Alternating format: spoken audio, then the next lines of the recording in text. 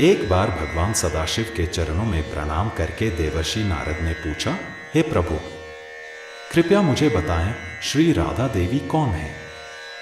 क्या वे लक्ष्मी हैं या कोई देवपत्नी?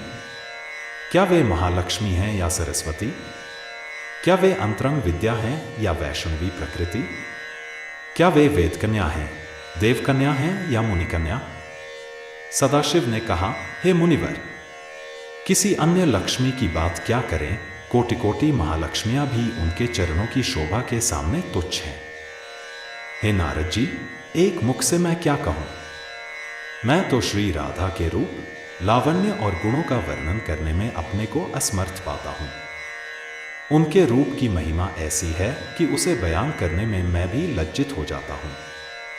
तीनों लोकों में कोई भी ऐसा समर्थ नहीं है जो उनके रूप और गुणों का वर्णन कर सके। उनकी रूप माधुरी जगत को मोहित करने वाले श्री कृष्ण को भी मोहित कर देती है। अनंत मुखों से भी उनके गुणों का वर्णन करना असंभव है। नारद जी ने फिर पूछा, हे प्रभु, श्री राधा जी के जन्म का महात्म्य सब प्रकार से श्रेष्ठ है। कृपया मुझे श्री राधाष्टमी व्रत के बारे में बताएं। श्री राधा जी का ध्यान, पूजा और स्तुति किस प्रकार की जाती है? उनकी पूजा और अर्चना का विधान क्या है? शिवजी ने उत्तर दिया, वृषभानुपुरी के राजा वृषभानु महान उदार और शास्त्रों के ज्ञाता थे। वे अणिमा महिमा जैसी सिद्धियों से युक्त, धनी, संयमी और श्री कृष्ण के आराधक थे। उनकी पत्नी श्रीमती श्री कीर्तिदा महालक्ष्मी के समान रूपवती और परम सुंदरी थी। वे सभी विद्याओं और गुणों से संपन्न थी और महान पतिव्रता थी।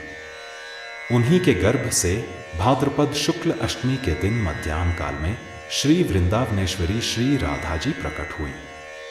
शिवजी ने कहा, राधाष्टमी के दिन व्रत रखकर उनकी पूजा करनी चाहिए। श्री राधा कृष्ण के मंदिर को ध्वजा, पुष्पमालाओं, वस्त्रों, पताकाओं और तोरणों से सजाना चाहिए। मंदिर के बीच में 5 रंगों के चूर्ण से मंडप बनाकर उसमें षोडश दल वाले कमल का यंत्र बनाएं। उस कमल के मध्य में दिव्यासन पर श्री राधा कृष्ण की युगल मूर्ति स्थापित करें और ध्यान, पाद्य, अर्घ्य आदि से भली भांति पूजा करें।